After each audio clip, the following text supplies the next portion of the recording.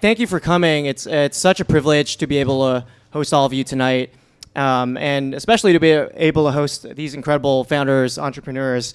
I was taking a look at the New York Tech Week events list, and there's something like 700 events this week, which is incredible. But we're incredibly grateful that you decided to come to Lumos House and join us tonight and come hang out. So thank you. Super grateful. If we haven't met before, my name is Andrew Young. I'm an entrepreneur, investor, immigrant, moved to New York City, moved to the United States 4 years ago to work at Facebook, worked at Google, and then recently quit to build an events business. And so, Lumos House is a part of that.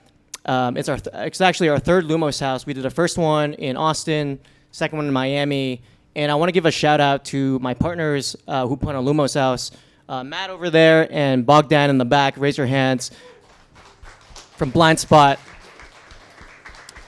Quickly on the sort of the idea behind Lumos House, we wanted to find a really cool venue to bring together some of the most extraordinary people across all disciplines. So in this room, you have tech founders, you have musicians, artists, creatives, and it was a hit. I think in the first week we had 5,000 applications, and through the three houses, we've hosted over 2,000 people. So you got some doctors too? We got some doctors? Yeah. Okay, doctors, raise your hand. Cool. Some of you might be wondering why we're calling it Challengers. And so the backstory behind that is I've been fortunate to meet these chairs. I've been fortunate to meet so many incredible people in the last 4 years. And I noticed that this persona would sort of appear over time, and it was the persona that was the builder or the founder who had achieved massive success despite the obstacles put in their way. And I like to call these folks the underdogs or the challengers. And what this person typically looks like is the immigrant founder, who we have on the panel, the underrepresented founder, but generally folks who've achieved or done a lot with very little. So it's been my mission to find these folks and to share the stories with the world in hopes that it will inspire some of you to take action, be bold, and take some risk in your careers and in your lives. So without further ado, I'd like to introduce our two panelists for tonight. I got your introductions right here. All right, I'll start with Bailey. So Bailey Pumfleet is the co-founder and CEO of Cal.com. He raised a seed round at the age of 17. Since then, he's raised $32 million and is now leading a team of 30 people across the globe. Today, Cal.com has over 200,000 users, collectively booked over 30 million meetings, and they're doing about 4 million in AR every year. Iqram wrote this himself, by the way. I did not. That's why I wanted to read it. Iqram, like Cher, Madonna, and Prince, is the founder of Jelly, co-founder of Vemo, a member of his band Immigrant Groove, and avid supporter of Little Africa. His passion lies in championing immigrants across the world and giving them a platform for their voices to be heard. You can often find him running across NYC with his djembe. I pronounced that right. Djembe, it's a drums, right? Sweating it out on the squash court, getting soup at Whole Foods, or recovering at one of the many New York City spas. Look for his orange shoes or his jelly tea, and make sure you say hello. Today I'm in a Cal tee. Thank you, though. Thanks, Dan, for probably writing that. I'll give you the shout out there. Oh, Dan wrote that. Okay. Dan's part of the jelly team, so. So just to get a sense of the room, how many of you here are entrepreneurs or aspiring entrepreneurs? Raise your hand. All right. How many of you have large aspirations here for something you want to build? You have a big mission to build something really large. All right. And how many of you have, in your career, faced a big obstacle or some adversity, or imagine you will at some point? So if you look around, you notice that that's the majority of the room. That's about 80, 90% of the room. And the message I'd like to share is that you're not alone. I think after today's panel, we'll be able to share some insight to help you navigate your journey of entrepreneurship or aspiring entrepreneurship. But just know that we're all about community, and when you put yourself with other founders, it sort of makes the job a lot easier. All right, I'd like to get started with sort of the 0 to 1. So the founding stories of your companies, you both have really interesting stories. First question, before Venmo, before Jelly, before Cal.com, how did you first get started, and how did you know that you wanted to be an entrepreneur? Yes, I think all my life I've always been a builder at heart. Whenever I see a problem, I like to be able to solve that myself. And from a very young age, I discovered programming, and that was one way in which I could, build very real solutions to my problems. And so, throughout my early teenage years, even, I began to start changing toward the mindset of what problems are there in this world and how can I solve them. And that's exactly how Cal.com came about. I built many things before, and scheduling was something which, came up on a recurring basis. And so I thought, hey, let's tackle this next problem. And, at some point you're going to solve a problem that's the same problem that many other people have. And, that's when you've really struck gold. Iqram, what about you? For me, I think early on, I would see people trying to decide what they want to do. And a lot of that was dictated by who they would work for. And I think one of my goals early on in life was to be able to control kind of my destiny and schedule. I like to sleep in. Sometimes I work from midnight to 6 a.m. So I think one of the things that was important to me was being able to do what I want to do on my own timeline. So the only option there was kind of entrepreneurship. And I think ever since I was sort of like a sophomore in college, like even when people went and took summer jobs places, I would kind of try to create something where I would control what I'm working on. And there are pros and cons to that. The pros are you get to do whatever you want, whenever you want, but you also have the the side effect where if you're not disciplined or you don't show up or you're not able to handle the challenges involved with that, it could be stressful. So that was why I did that. Yeah, that's a really interesting point. A lot of people talk about sort of the glory of entrepreneurship. It's interesting to hear about sort of the cons. Bailey, I'm curious for you, what are some of the things you've realized the last 3 years building your company? Some of the not so shiny things that you've come across that might make you question, the idea of entrepreneurship. I think one of the biggest things is just the burden of responsibility that you have. I mean, if I look across, anybody that works for Cal.com, and I think any founder will look across the people that work for them, these are people's livelihoods and their families' livelihoods that depend on them. I know within Cal.com we have a lot of people where the Cal.com employee is supporting their entire, family. And you have a real sense of responsibility that these are startups. This is a risky business. And we as founders have the responsibility to manage that risk and, create longevity for our employees and their families. That's a really good point. You're responsible for your entire team, their salaries. The other thing I've noticed is that it's always in your mind. You're always thinking about your company, which is probably why we all like going to the spa. So a little bit of the backstory. I think the idea behind this whole event was actually done in a spa. We were in the Equinox sauna room. That's why a lot of founders like going to the spas. I first met Bailey, and he was in a towel. Flattering. And looked pretty good. And then Andrew as well. And Jacob. I think Jacob's in there somewhere. Where's Jacob? But we were in the sauna. No, we thought it was a sauna, but it was actually a steam room. We have a lot of steam room stories. We'll probably share another time, maybe round 2. Probably not the best for right now. Talk a little bit about how it felt to take an unconventional path. And so, Bailey, you were like 17, graduated from high school early, skipped college, just started a company. Iqram, you were fairly early in your career when you started Venmo. I'm sure a bunch of your peers were going to the corporate route. Talk a little bit about that. So for me, it actually started, my kind of path to Venmo was me and my freshman year college roommate. We actually became very close friends. We did everything together besides actually working on a project or a company together. And I think when college was coming to its end and people were trying to figure out what comes next, Cortina, his name's Cortina, him and I decided that we're kind of just going to stick it out and work on a bunch of things together and see what happens. So before Venmo, him and I actually worked on a couple projects right out of college. We would actually go door to door at restaurants and try to sell them websites for free food. Like we would basically try to do anything to make ends meet. And I think the fun part about us doing it together was we got to do it together. And even though we weren't making investment banker salaries or whatever, we weren't kind of like, hot shit.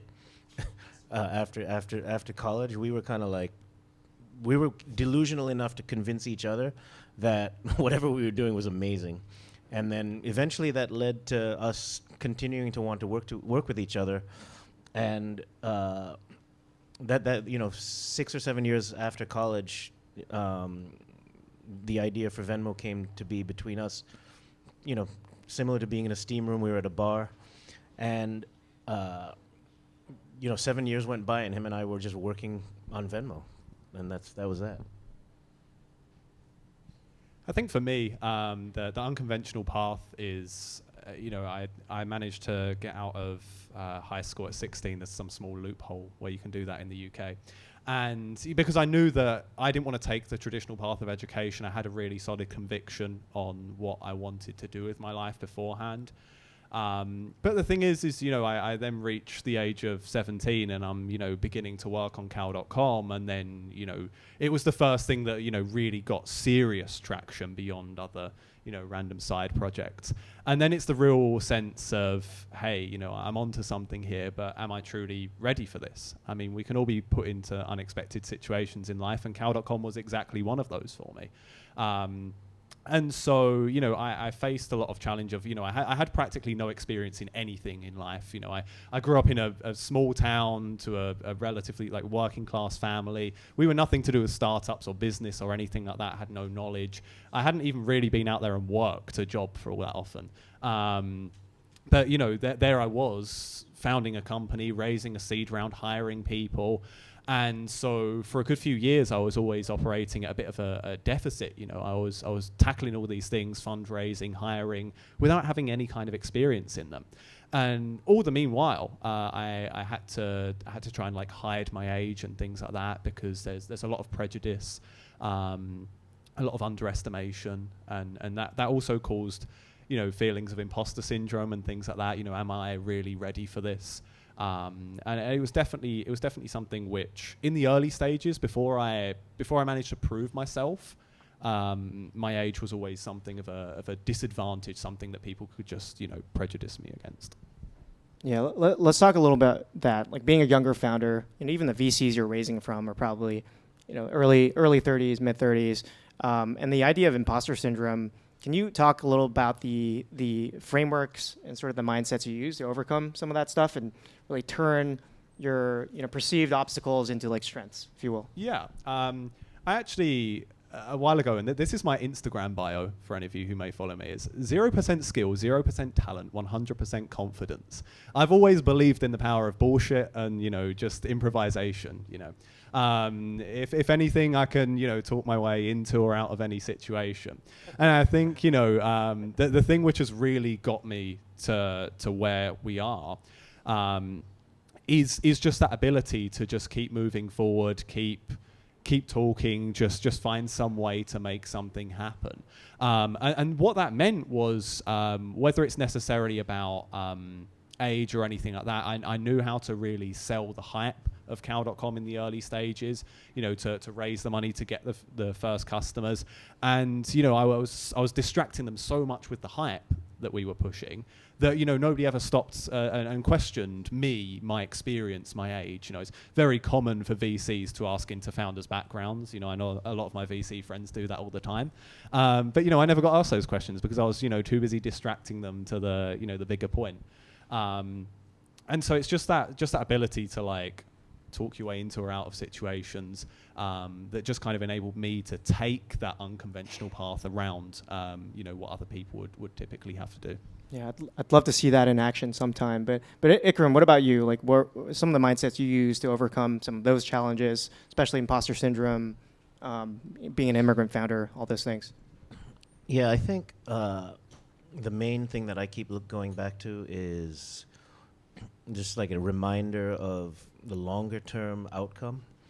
So I try to use that as kind of what what I'm working towards. in sort of anything I'm doing. And and that, I think, if you have like a positive outlook on where you're trying to get to, what it doesn't matter what it is, then that makes the day-to-day sort of easier.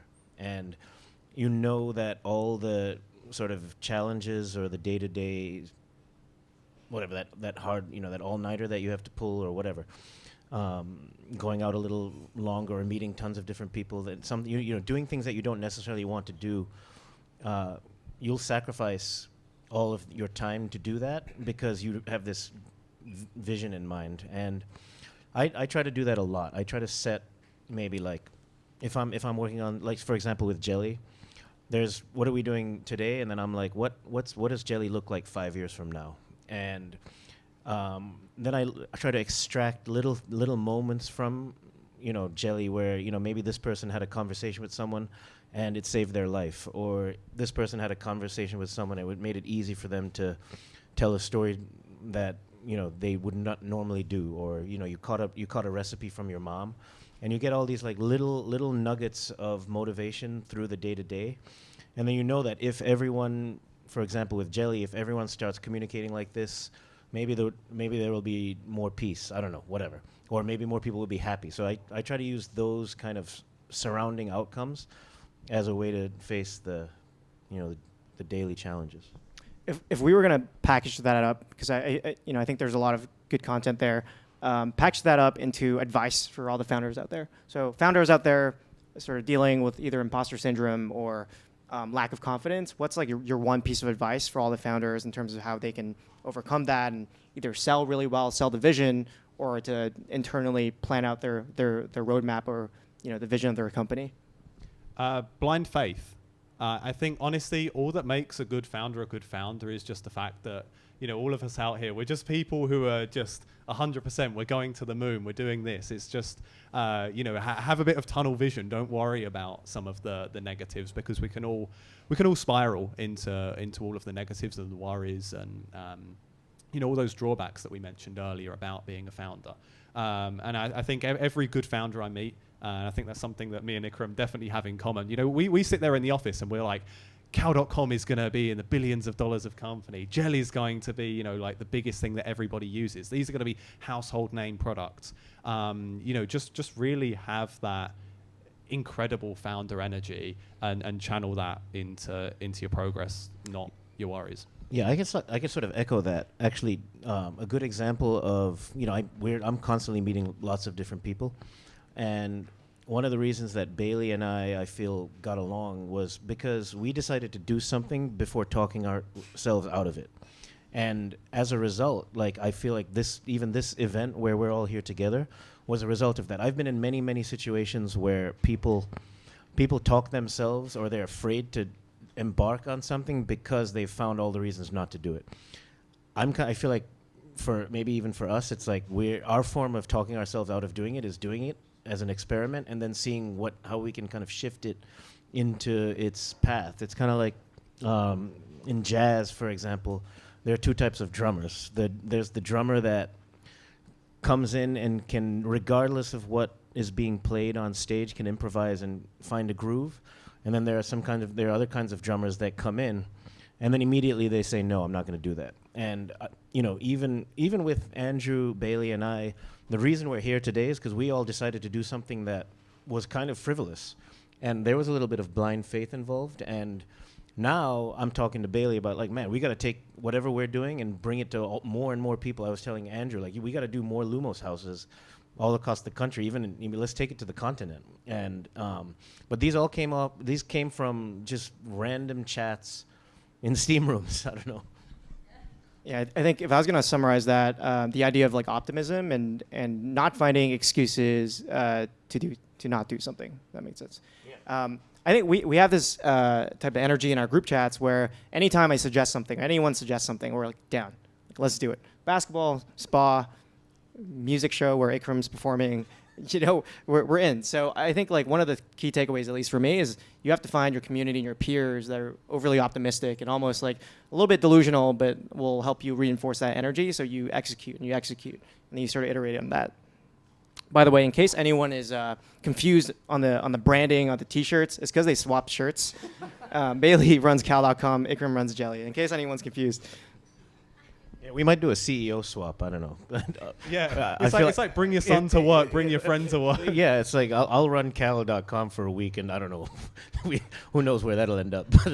Maybe there won't be a Cal.com after the week. I know if you ran Jelly for a week, this shit would be popping. Let's talk a little bit about launching. And so, Bailey, you launched on Product Hunt, and you had traction really quickly, right off Product Hunt. Iqram, when you launched, Venmo, within a couple of years, you had millions of users. Curious to see how you think about launching Jelly as well. But talk about your launch, your mindset, and some of the things you've learned throughout the launch. For me, I mean, I love the launch. The launch is the most fun part of doing anything. It's a lot of work, but in the early Venmo days, I think the most fun I had was I must have met like 10,000 people just randomly, and in every it's a fun way to stimulate yourself. Like I would just be talking to all kinds of people, trying to find creative ways to make or turn Venmo into something they would use, and I think there's a lot of fun in that. It's kind of like making a song or something. It's like you're just very in that very creative mode, and I think getting to a launch, one just simple advice that I tell myself is pick a date. Just find one date and decide to do it.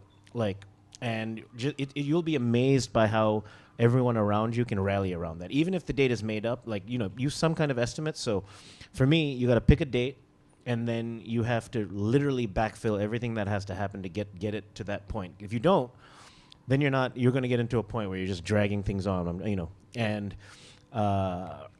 then have fun with it. Like and the other thing I've learned about launching is it's never the first launch. It's normally not the second launch or the third launch or the fourth launch. Just if you're going to do a startup or try and get something off the ground, be willing to launch it at least 1 million times. That's an exaggeration, but it takes a few launches. Like I'm sure Cal's first party or whatever wasn't the one that was a success. Even the first thing we did together was much smaller than this, and this I would say is something we can build upon. But get ready to launch over and over again and rally yourself around that energy, and then you have a lot of fun doing that, I feel. Yeah, I think Ikram's really given away the thing there is to set a date and go for it. It's exactly what we did as well. Even back in the really uncertain times, I was working a full-time job. Cal.com was a side project. I just kind of said, right, April 15th, that's when we're going to launch, and it has to be in place by then. And it was one hell of an effort to get to that, but you get there. And the thing is you can set that date early on and then start getting people rallied for it, Yeah. And it's very similar to host an event just like this. We need to set a date, far out, start getting, spreading the word, things like that. We've built up all these people for this event in the same way that you build people up for a launch. A launch is effectively no different. And you can also leverage a lot of virality techniques and things like that. There are so many great social media platforms out there where you can, have people doing all these, referring other people or tweeting about I got my Cal.com link, sign up for yours. And as founders, we can leverage that and just get people to promote this stuff like wildfire. I think there's literally a playbook on how to launch on Product Hunt and get 1,000 signups or something. It costs $50, but it's out there. You can buy it. I talked to a lot of founders who are not, they want to launch their product, but they're not happy with the aesthetic. They're not ready for the launch. Any advice for founders in those shoes? Is it still sort of just pick a date, go for it, or do you have any other sort of techniques that you would advise them to think about? Don't worry. I mean, when you look at what the first launch of Cal.com was, this was literally me working on Cal.com evenings and weekends. It was literally just me as well, no team behind it. A few hours in the evenings and weekends, about 3 weeks. It was a terrible MVP. I kid you not, Cal.com didn't even support time zones then. It was just hard-coded to London time zone because that's where I lived. But we launched it, and you just got to go out there and be proud of what you've launched. And then, like Iqram said, you then launch the next version, the next version, the next version. But at that point, you're a few launches in. You've already got some people behind this. Things never start out perfect, much like me when I wake up in the morning. So you just got to iterate. Your product needs to come together in time, and I mean, I feel like being in the tech world, you have the benefit of being able to kind of make mistakes. People are very forgiving. Like, if you're doing breast cancer surgery, for example, we would probably all want someone that knows how to do that surgery without making mistakes, of course. And you just kind of need to know what your parameters are or guidelines. But in the tech world, you have the privilege of making mistakes, showing people something, and then allowing them to put up with a few iterations until it gets to a point where it gets really good. So I guess use that to your advantage. Like, you don't need to necessarily have everything perfect before you put it out there. And if you have, like Bailey's talking about, enough confidence to know that you will get there, you'll get to some, like, if the design's not perfect or whatever, like even with Jelly, we know we have 5,000 things to fix before we present it to people, but we're just putting it out there. In its beta, you can always guise it under the term alpha. And I mean, I guess even in the medical field, there are there are drug experiments and things like that, where, if I'm of a certain illness, I don't know, risk factor, I'm able to participate in trial drugs, where there are areas for people to experiment. So you have the ability to experiment. So I wouldn't say just don't take advantage of that. Let's talk a bit about post-launch. Like Iqram, you and I talk a lot about like iterating your product, finding PMF. Obviously, low to term, but what can you say about how Cal.com hit 200,000 users and how Venmo hit millions of users? What was your process post-launch to really scaling up, building those viral loops, and getting it into the hands of hundreds of thousands of people? Everything's compounding. I think I can attribute like everything that Cal.com has achieved to even our original launch, because that's what started the snowball rolling. Because the day that we launched, we got enough interest to have investors start reaching out to us, that we raised our seed round. And to be fair, we launched, we did pretty well the first time round. It got us enough to raise some stuff, but we weren't anywhere near the kind of traction that we're at today. But the point is, it just gets it kicked off. We got the first few users starting to use it as well. You're getting feedback, you're refining the product, and as those things go on, it just compounds and compounds and compounds. All like these things, these products aren't built in a day, a week, a month. It's always an ongoing process, and so every time that you do something, every time that you get bigger, it's just a way to grow and improve. And I think that you're always in this never-ending cycle of you're launching the next thing, improving, learning from it, launching the next thing. Yeah, I think the most important characteristic for early founders is empathy, actually. Like, you have to be willing to listen to your users. You know what I'm saying? And really try to understand and dig into what they want, because they're the ones that are going to use what you're working on and then start talking about it in other places. So there's a little bit of like how you present something to someone and then figuring out what makes it different, and then being available to them for them to be like, I want this, and this. And if you're not willing to listen, I feel like it's going to be very challenging for you to go farther with your company. I think Cal actually does a good job at that. Like, Cal has a marketplace where anyone that wants to build something into it, including Jelly, can go and plug into it and then make it kind of their own. So in some ways, I would describe you as an empathetic tech company. You have a very welcoming API, and Jelly tries to be the same way. It's all about listening to each other and helping us build something that we all want, and then that just starts to spread. Venmo was the same way. Like, we had to make iteration after iteration until it got to a point where you're at the dinner table. A stranger was at the dinner table saying, "Hey, why don't you send that back to me on Venmo, because it's solving all of these little nitty-gritty details that these guys are thinking about arduously over time." I talk to a lot of consumer founders who talk about the idea of talking to users, and then on the B2B side, it's like you have to talk to your customers. And so, this might be oversimplified, but in the early days, how many users did you speak with to sort of get input? And what's your advice out there for anyone building a consumer Like, how many people should you talk to before you gain the confidence that it's a feature you should ship? Yeah, I mean, we spoke to any user that would literally talk to us. That's why, the first line, customer support is something so important, rather than just, necessarily solving people's problems and then, saying goodbye. It's really, learning why those problems exist. Also, something I always did, and I still do it to this day, is with Cal.com, I will go to my grandma and say, okay, sign up for Cal.com, and I'll watch over her shoulder as you do it. I love that. And, you want to find somebody who's not tech savvy, especially when trying to build a consumer product which is available for everybody, and just really understand how a user goes through your experience. I mean, obviously, now we get to this stage, we have our marketing team that look through heat maps and, all this clever tracking stuff. But I think the best way to do that to begin with is seriously, like, ask your parents or your grandparents or, like, whoever has absolutely nothing to do with, your product to use it, and just see how it is. And really like be observant, take notes, and be as self-critical as possible.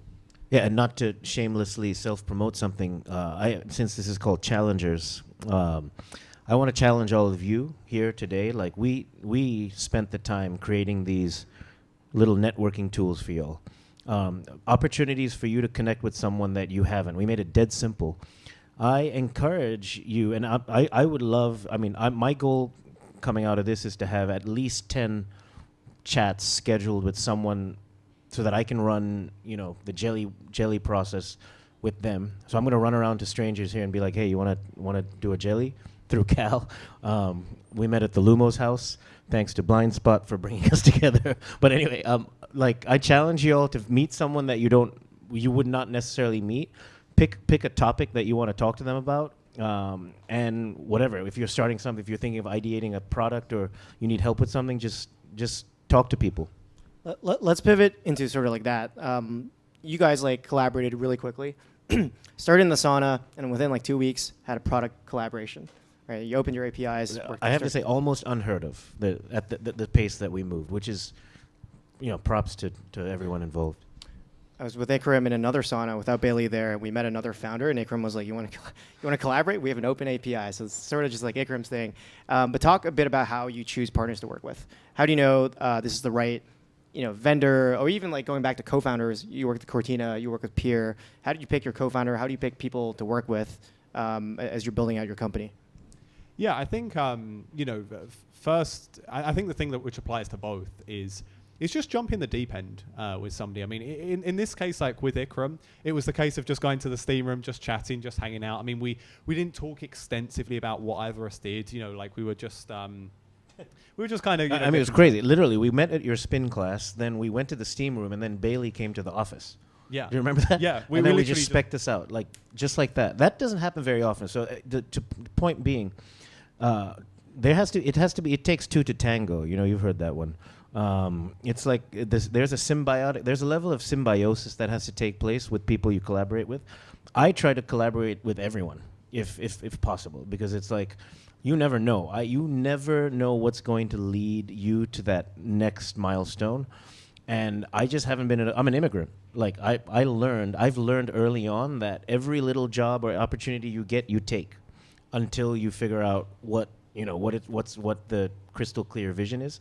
And I don't know, we had that symbiosis, and I was like, man, you remind me of back in the early days of Venmo, where it was one or two partnerships that really set us on fire, and I'm getting the same feel from that. But there has to be symbiosis. It takes both parties involved that are willing to put in the time, and we didn't even discuss anything like how much money are you going to make, how much money are we going to make. We just got in and started playing, and then now I don't know, it's game over. That's how I feel. Yeah, 100%.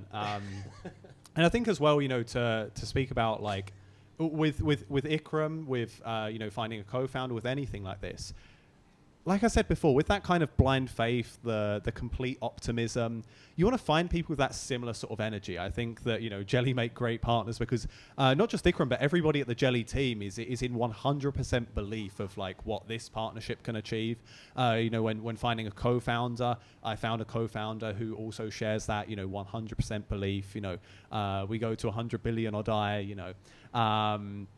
So yeah, I think it's just find somebody with a similar energy and a similar kind of aspiration to do what you want to do, and I think you'll find that you work really well together as long as those energies match. On the sort of the inverse of that, are there signs that you look for where it's like this person probably wouldn't be a good partner? If you come across those situations where you meet someone and you're like, this probably wouldn't work out, and what are those signals? I mean, I've definitely been in tons of those. I'll give you an example in the Venmo acquisition phases. Venmo had this rare opportunity of going through 2 acquisitions, and during the first one, we met Groupon. Groupon was a potential, acquirer of us, and Cortina and I, we took this meeting with them. I don't know, just imagine does anyone even know what Groupon is? Okay, a couple people, I don't know. I don't know if it's still around, but we took this meeting with them, and it was like putting I don't know, how would I describe this? It was like putting blueberries with, injera bread and some, What's that? injera, bread? Injera, the Ethiopian, just the worst possible combination of ingredients in a room. Cortina and I left that meeting and we're like, we will kill ourselves before working at that company. It's because there was just the flow, there was no feel, same thing happened when we talked to the Square teams. Venmo also talked to Square, and I remember taking them, you have these litmus tests for how you feel. You want to have fun with the people you work with. Regardless of whether we work together, we're going to hit the steam room or the sauna. Back to the steam room and the sauna. I remember taking the Square team out, and one of my favorite spots in town is this place called Guantanamera. They have the best live Cuban music every night. Hey, wait, I know. Have any of y'all been to Guantanamera? I know someone has here, but okay, yeah, Dan's got. I know tonight, and then some other folks. But so literally, we went to this. This is just an example of how it's not going to work, no matter what amount of whatever opportunities on the table. We go to Guantanamera. For me, that's my sweet spot. And the whole Venmo team, and the music is just banging. It's like some of the best Cuban music in town. We should just all go there at the end of this week. And the Square guys came up to us and he's like, it's just a little loud and obnoxious over here. You think we could go somewhere else? And I was like, all right, that deal's done. So I took them to the basement and we didn't talk. We just all right, whatever. My mouth was shut, and then I never talked to them again. But that's just an example of, kind of like in the tech world, how a first date can go wrong. It's many first dates will go wrong there. It's just once you get that click, you got to go all in, and all in. So yeah, that's when we met Braintree, it was kind of an all in play. So yeah. Honestly, I mean, if you got to work with people, you gotta like. You gotta enjoy spending time with them. Yeah, I think that applies to absolutely every sense. I think that. You got to be coming in from the right angle. Some people come into certain situations and they're analyzing, what can they get out of something. This is something that just happens in business, personally.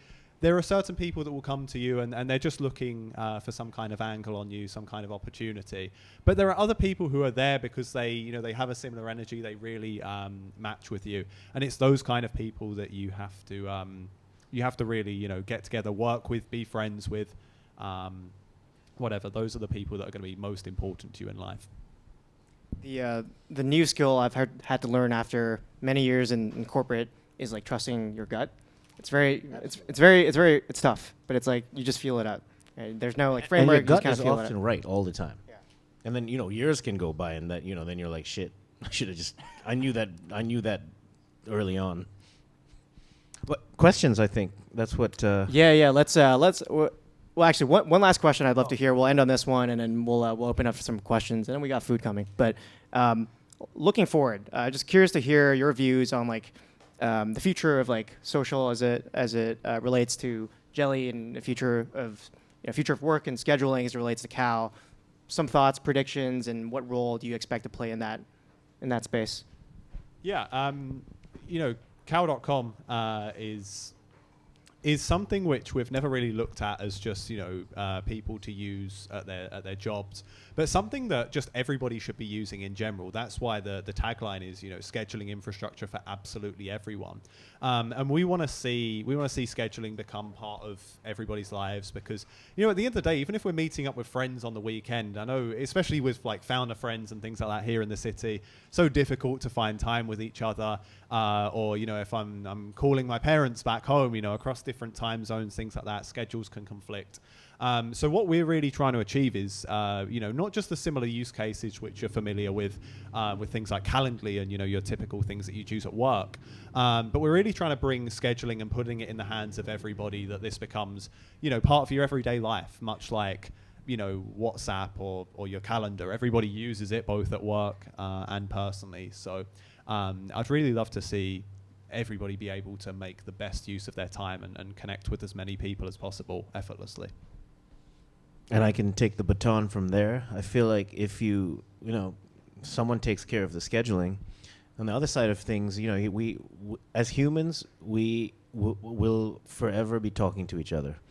And talking is our simplest form of expressing ourselves and sharing what's going on. Like, whether you're the person providing the content or the one consuming the content, we have this desire to listen in on each other and also share with each other. So Jelly's focus is providing a home for everyone's voice, whether it's for them to be able to share a story by themselves, or whether it's something that they want to what they want to do with their friends, or even beyond friends, like if you want to meet someone new. So the way we think about social at Jelly is like, what can we do to make your life easier as it relates to how you communicate with all your friends, your family, and potential coworkers, co-founders, new people that you're going to meet. And we want to make the most elegant experience for that, and then help you express yourself. Please, use both. With these, we're putting scheduling and we're putting conversation in your hands. The idea with these is you take off the lanyard after you're done, and then this can go in your wallet. You go to any future events, just scan these codes, you book time with somebody on Cal.com, and you talk to them on Jelly. And it's already pre-configured. You don't have to worry about anything. It's just one scan. You're done. Yeah, and after hosting 100 plus events, 30,000 people, I haven't seen any tech like this where you can immediately book time with someone right after meeting them. So I'm excited for all of you to use that feature. Yeah, we should get them come speak. Yeah, I know. All right, we can do some Q&A. We have like 10 minutes for that. So I hope that some beautiful things get created from this. Andrew has an incredible way of bringing beautiful people together, and I feel the energy in this room, and it reminds me of the Inklings we had in Austin.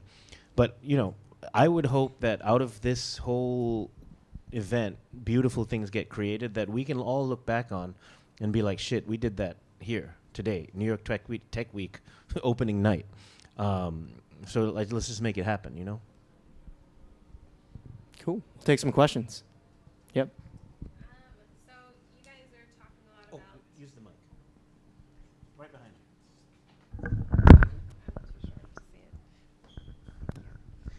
you. So you guys are talking about being the underdog, not really being set up for success. So Andrew, recently you invested in a competitive company to something that I'm getting ready to launch. So I wanted to know, if you're an underdog and your competitor is backed by top investors, what's the best way to not lose confidence or help other people to have more confidence in what you're doing? This is directed to me. So sorry to reframe. I'd love for all of you to answer. I Okay. don't know if That's a it's, great question. Yeah. too direct, but that's very often one founder gets great investment and it leaves a lot of other founders who are maybe already done or doing something else that's relevant, and I think it's helpful to know what's the playbook. Okay. I've been in situations like that before where I've felt, I'm like, y'all invested in that? It starts with that kind of thinking. the immediate answer is just if you're going to give up because there's so many people and investors in this world. If you're going to give up just because someone else is doing better than you right now or in this present moment, then you probably shouldn't be doing what you're doing. And it's probably time to switch to something else, because in order to live through all of that sort of envy, or maybe you can call it jelly, I don't know. It's challenging, but you have to be very, very strong in your belief for what you want to do, and realize that there's not only one option. And if someone's getting a lot of hype, like I've seen hype come and go. I've seen people, even during the Venmo days or even the jelly days, like when other companies are showing up. I think there was this company called Dawala and WheatPay and all this stuff. They were raising tons of money, and we were still kind of like underdogs, Venmo. Or then you can look at the bigger players like PayPal or whatever. You just have to have the kind of the confidence to keep going, and knowing that, and don't be jaded. Like, you have to also use what you're hearing as part of your iterative process. And then you just got to work your way in like an immigrant, figure it out. Like, figure out how to change the no to a yes, and be very diligent and disciplined about why you're feeling the way you're feeling. And then if it's anything related to feeling down, put it away and keep focusing on your goal. You know what? I think, money isn't anybody's advantage. Youthfulness is, and like a fresh perspective. When I look at, many of our well-funded and well-established competitors, or anybody's well-funded and well-established competitors, the disadvantage they have is that, they're stuck in this, they've already built such a huge, kind of legacy enterprise that they're kind of stuck where they are.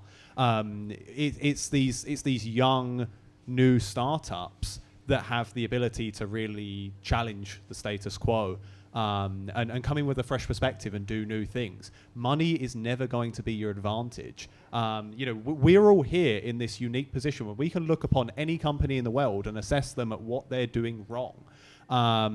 Because we can see that from the outside, and we have the ability to create something new that changes that. Yeah, we'll take another. Jacob, how much time do we have? Can we take 2 more, 3 more? 2 more? Okay, cool. All right. What's the story on how you bought Cal.com, like that domain? It's crazy. I'd love to hear how you got the domain. That's definitely like one of the most commonly asked questions I get. I always say, buying the domain name was harder than raising the seed or Series A combined. That was a lot of time sucked out of my life, and a lot of willpower, sucked out of my life. Ton of negotiations. We looked at acquiring a few different very short domain names. It's a very, very tricky and ambiguous thing, because there's no set cost on what, domain names are. There are people who've paid like 30 million for these kind of domain names. There are people that have paid like 50K. It's so difficult, but really you just gotta. I'm a good hardball negotiator, so I think that definitely got the domain to a price range we were happy with. But the thing that I always say is I think we could have paid a hell of a lot more for it, and it would have been worth it, because at the end of the day, our domain name is our brand, and I think you always want to have a really strong brand, especially in the kind of game which we're playing. That's why Jelly's called Jelly and not talk to people today.biz. XYZ. You want to, if you want to become a household name, you need to have a good brand, and so that's going to be something which is going to be infinitely worth it, no matter how much you pay. Cool. We'll take one more, but also we're going to be around, so you guys can stick around and ask questions. Yeah.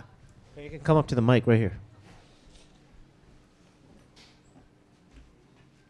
Thank you for sharing your experiences and insights. I'm curious about your approach to managing long-term retention and active usage, especially for consumer apps. And I feel like with AI, we see high growth all the time, but are customers paying? Are they using the platform? Are they here in the long term? How do you manage those things?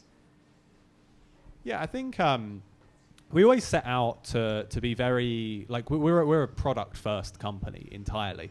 Notably in our case, the difference between us and, Calendly, the other big player there, is that Calendly are a very sales driven company, whereas we're all product people at heart.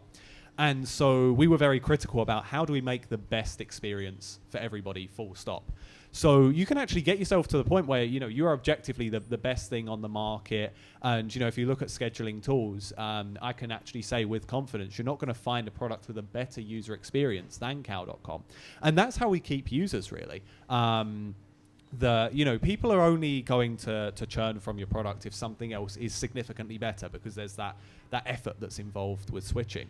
And so as long as you keep your product always innovating, always tailoring to what users are doing. And that's why I say I still do that grandma test, so to say, or anything like that. We're always, we got an incredible marketing team that go through and they analyze where anybody ever, drops off.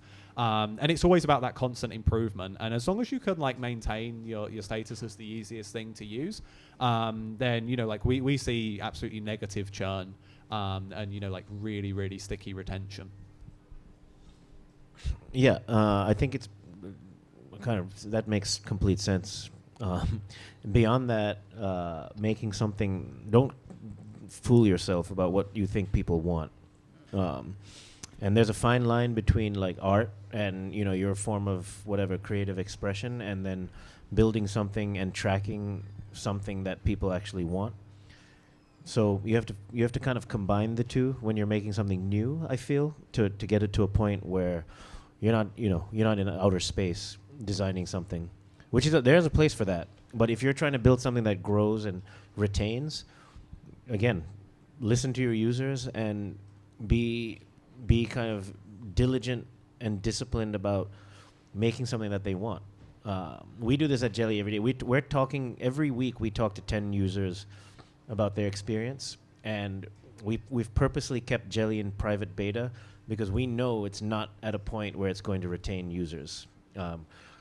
3 months from now, I think it's going to get much closer to that, but we are conducting research 24/7. And then once it clicks, it's over. It's then you've got, you'll know. Yeah, the thing that's stuck with me is make something that people want. I think that's good wisdom. But with that, we'll wrap. We'll be around. We got some food coming up. But round of applause for these guys for sharing their thoughts with us Thank you. today. Thank you very much.